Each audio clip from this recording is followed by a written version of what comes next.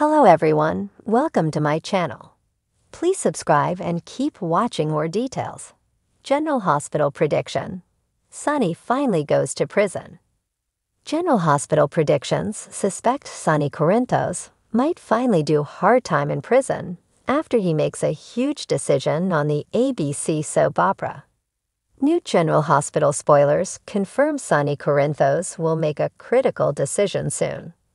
Recently, he told Carly Corinthos that if Martin Gray can't prove Alexis Davis is innocent, he'll turn himself in for the murder of John Cates.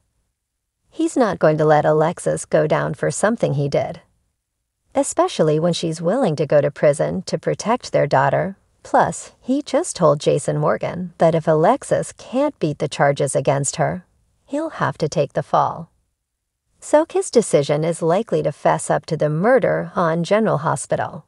Soon he gives his legal shark, Diane Miller, new orders. Indeed, it seems he's getting everything in order in case he goes to trial. If so, there could be devastating results. No doubt it looks like Sonny Corinthos, Morris Bernard, could very well end up in prison soon. Of course, he does not want Alexis Davis, Nancy Lee Grahn, to do time for killing John Jagger Cates, Adam Harrington, when she's innocent. He's guilty and is willing to step up and admit it if comes down to it. But on top of that, legal eagle Martin Gray, Michael E. Knight, is determined to blow up Sonny's alibi.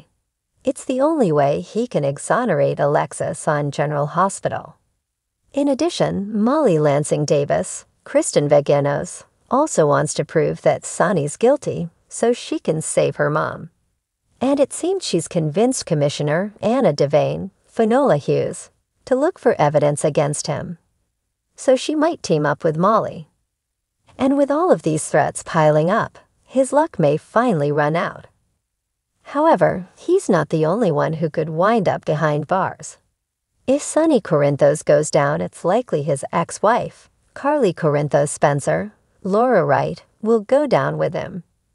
Currently on GH, Sonny Corinthos looks ready to do the right thing for Alexis' sake, as well as Christina Corinthos, Kate Mansi.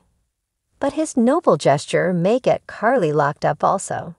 She gave him an alibi for killing Jagger without thinking twice. Furthermore, she's putting her life on hold by pretending they are back together.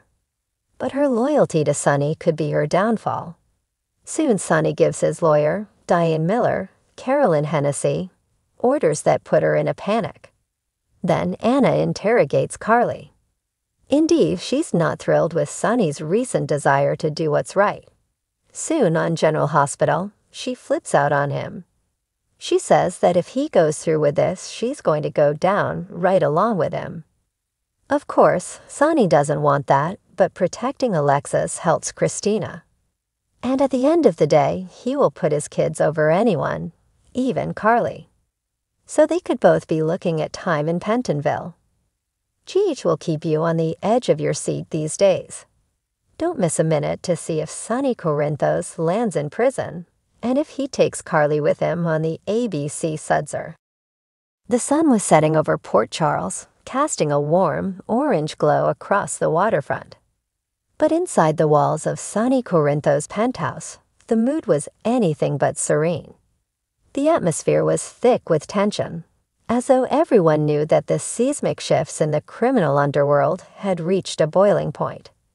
For years, Sonny had danced between light and dark, constantly dodging the consequences of his actions. But even the most powerful mob bosses couldn't outrun fate forever, and it seemed like the time had finally come for the Teflon Don to fall. In recent months, Sonny had been balancing his precarious position in the mob with a strained relationship with his family. His children were growing weary of his constant entanglement with danger, and his former allies were beginning to question his leadership. Rumors of betrayal had started to swirl. The FBI had been quietly building a case against Sonny, compiling evidence over the years, waiting for the perfect moment to strike. Sonny knew his world was crumbling. He could feel it in the way his most trusted enforcers had grown distant, the subtle shifts in loyalty from those he had considered family. Jason Morgan was gone, and without his best friend by his side, Sonny felt vulnerable. There was a new threat in town. Agent Cates, the relentless FBI agent determined to bring Sonny down. Unlike previous law enforcement officials, Agent Cates wasn't interested in cutting deals or playing games. She had one goal: to see Sonny Corinthos behind bars for good. As the pressure mounted, Sonny became more paranoid. He began isolating himself, only trusting a select few. His wife, Nina, who had stood by him through thick and thin, and Carly, despite their complicated relationship, always had his back when it mattered most. But Carly was starting to crack under the weight of Sonny's never-ending battle with the law. She had tried for years to shield their children from his dangerous lifestyle, but even she couldn't protect them forever. Michael, in particular, had grown tired of the endless cycle of violence and cover-ups. His once unwavering loyalty to Sonny was wavering, and that shook Sonny to his core. The turning point came when a major shipment of illegal arms was intercepted on the docks. Sonny's name was all over the paperwork. Someone had set him up, and he knew it. In the past, Sonny would have found a way to clear his name, to silence the accusations, and to continue business as usual. But this time was different. The evidence was irrefutable, and Agent Cates had what she needed to make her move. That night, as Sonny sat in his office, a glass of whiskey in hand, contemplating his next move, there was a knock on the door. It was Dante.